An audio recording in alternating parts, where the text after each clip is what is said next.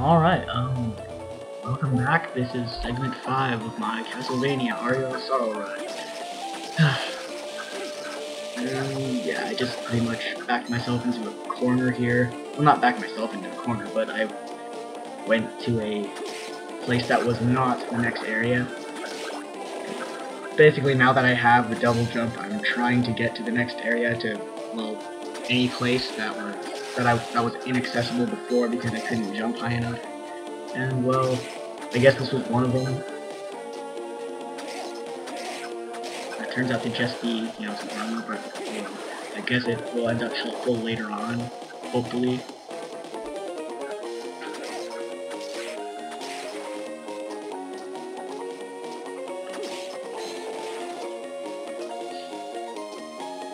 There's another area. Ah, flying armor. And alright, looks like I finally made it to it. Or, hopefully. Hopefully it's an area I can explore. Alright, inner quarters. This looks like a place that's promising. And these things take forever to kill. Maybe it's just because I have an incredibly slow weapon.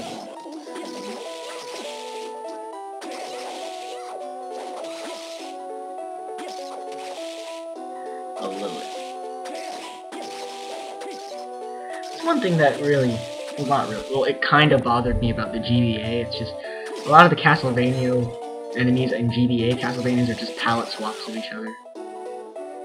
Like, well, except for Persephone. There's them. But there's like Valkyries, and then there's something else that does exactly what a Valkyrie does, and it's just a recolored sprite. So, I guess, considering the processing power of a GBA, they kind of had to, but yeah, it kind of made me feel like they were just lazy. And yeah, Lilith, those are just succubi, except, colored more red. Okay, well, I thought I'd have to kill two there, but one of them did my work for me. I have to learn to backdash more. I'm trying to kill it as fast as I can.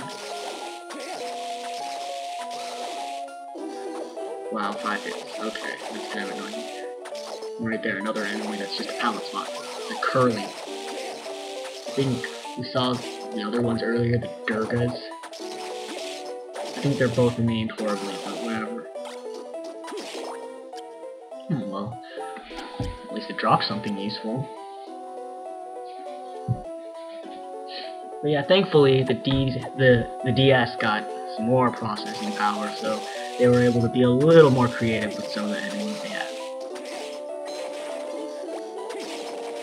I did this all for a tonic?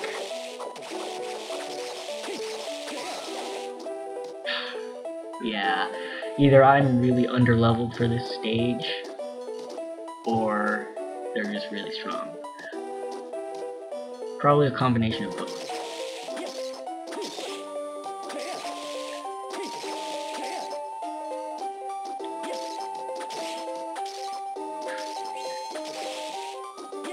If you're wondering why I play so carelessly, it's just because I'm used to being incredibly overpowered in Castlevania games. And I'm probably gonna end up really overpowered later, but yeah, it's hard to shake that feeling. Old habits and all that. Top floor. And this is just a glimpse at the area that I can't get to yet. And I love the music on it, but we'll get to that later. I'm not back here. Okay.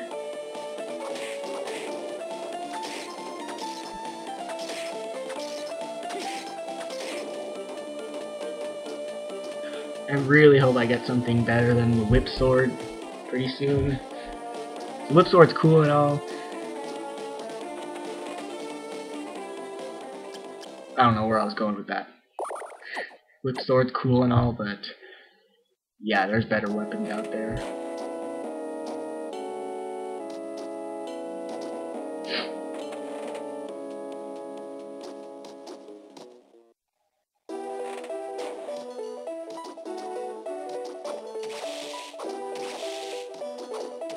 Hey, it's not moving. Okay, well. Alright, look. Fucking hey, that damn cat. I just gotta stay out of there and it won't get mad and it'll pretty much ignore all the arrows. And that damn cat! I'm gonna blame that on the lag that the whip sword gives me.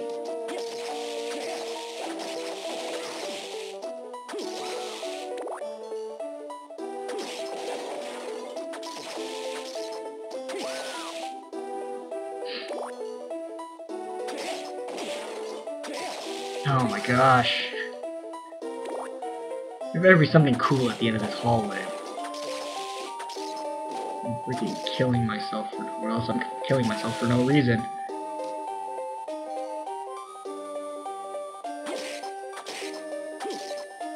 Kill my demon.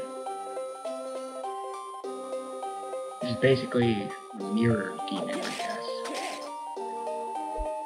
I really shouldn't be wasting my time too much, but there's always a chance I'll get a soul, so whatever. Then, you know, it'll complete the bestiary.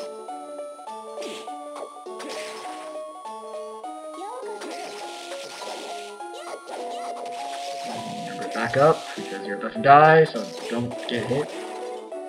That's all you have to remember, don't get hit.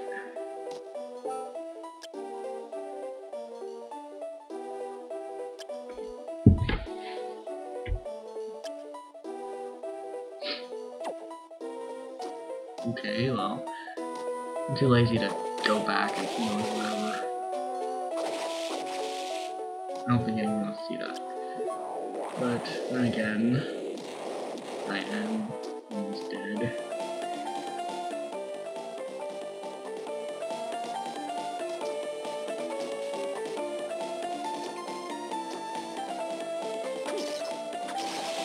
I feel a lot more comfortable when I have more than just 20 hit points.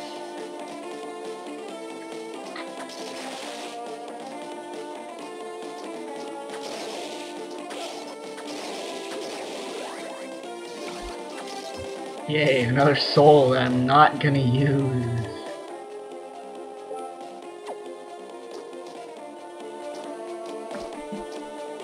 Okay, I don't really feel right saying that about soul. Well, some of the souls aren't really especially useful, but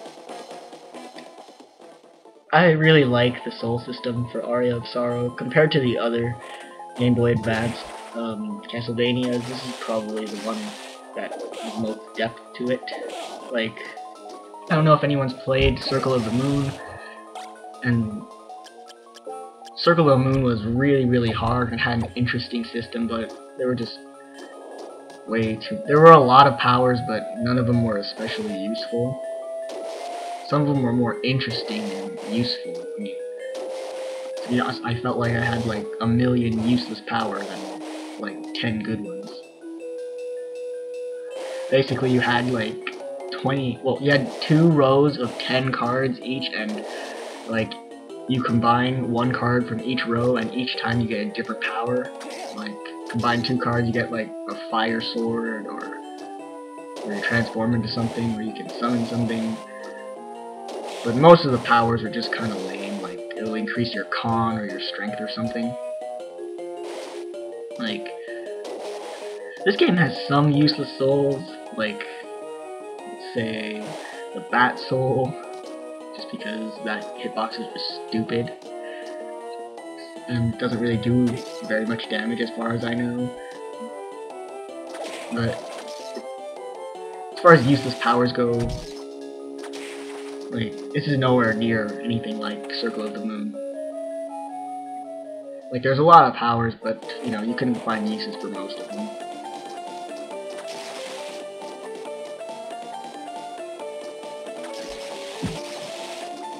Also, I found that this one had the best story to it. It was the most compelling, one of the most interesting Castlevanias for a while.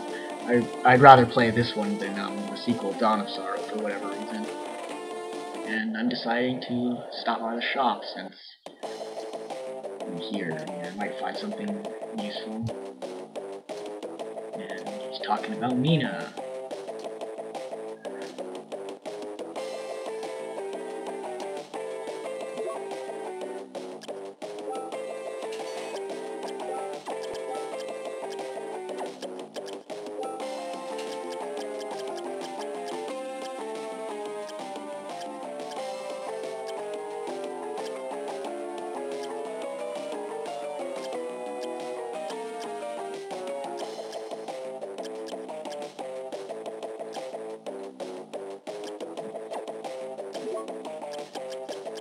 or fatigued.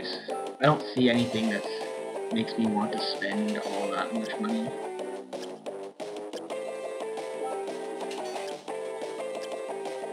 The thing that always tripped me out was, like, some of the crap clothes that you get are better than the ones you start out with. Like, you get, what's it called? You start out with casual clothes, and like, if you kill a zombie, they might drop like hobo's clothes or something. And apparently hobo's clothes are better than yours, so I don't see how that's possible, but okay. Either you're just really raggedy, or hobos in this game are just really styling.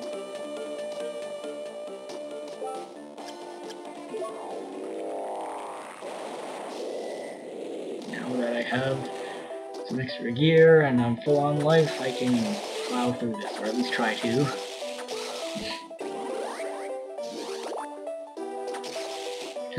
The Persephone Soul gives you a vacuum.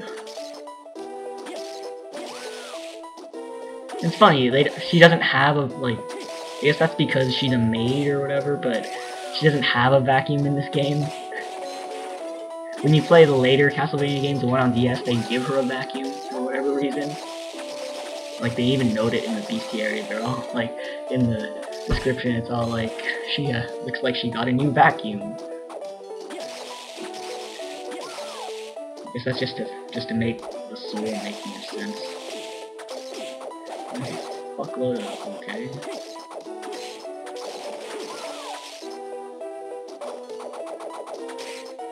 Nemesis. One of the worst floating sword that I've fought so far. Yay, dead.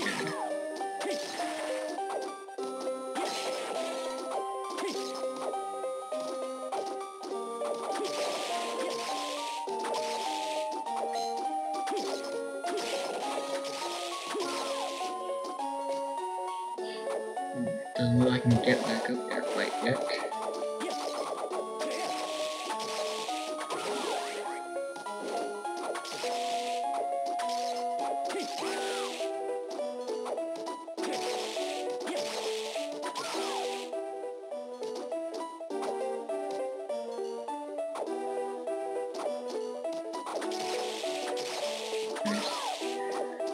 I was hoping that would be a save point, but you know, if not, I don't want to rush through that. And the boss fight. Well, if I recall, this is the first legitimate boss fight ever, so I'm gonna stop here right quick.